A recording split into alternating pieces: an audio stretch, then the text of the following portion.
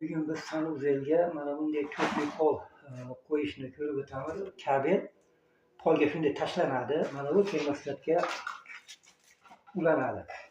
Assalomu alaykum hurmatli aziz insonlar. Bugun biz sanuzelga to'pli pol qanday qilib o'rnatishni ko'rib o'tmoqchimiz. Mana bu qo'limda turgan narsa bu termostat, ya'ni ana shu to'pli polni gradusini ko'rsatib turadigan moslama. Buni komplektida mana bunday sim bo'ladi. Mana bu ikkala uchi bu termostatga ulanadi. Ikkinchi boshi esa to'pli pol turgan joyga tashlab qo'yiladi. Sababi to'pli polning issiqligi necha gradus bo'lishligini mana bu datchikka yetkazib turadi. Mana bunday gofra bor, bu gipskardon bo'lsa shu devorning ichiga qo'yib ketish uchun. To'pli polimizni o'zida esa mana bunday simni boshi bor. Bu simimizni ham olib kelib mana bu datchikka ulaymiz. Mana shuni ulaymiz. Natijada pol qiziydi.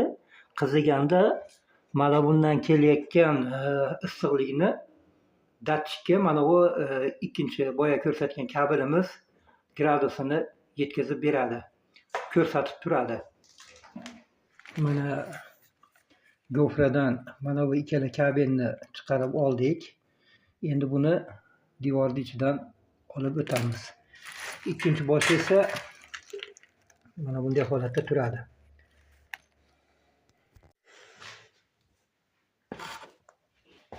Mana to'pli polni ham tashlashni boshladik. Xudo xolasa osti to'pli poldan oldin gruntовка qilib gidroizolyatsiya berib olganmiz.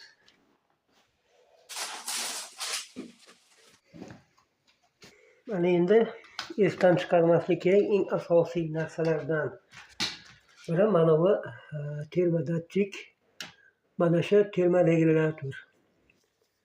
Mana shuni unutib qoldirsak, polimizdagi issiqlikni datchik ko'rsatib bera olmaydi. Shuning uchun buni shu spiral turgan joyga tashlab qo'yilsa bo'ldi. U qayerga turishi shart emas.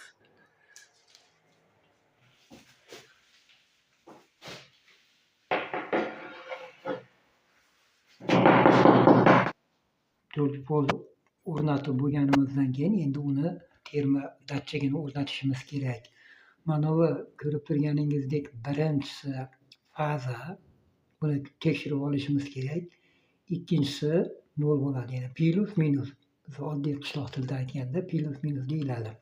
Va undan keyin esa mana to'pli polni kabellari. Buni uchalasini o'rnini alishtirib tiqsangiz ham hech qanday zarari yo'q.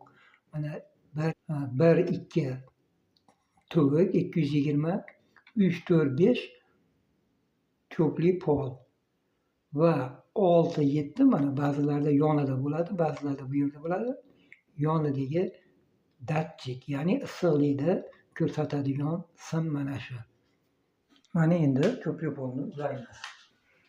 Mana datchigimiz ishladi. Xudo xolasa hammasi yaxshi ishlayapti.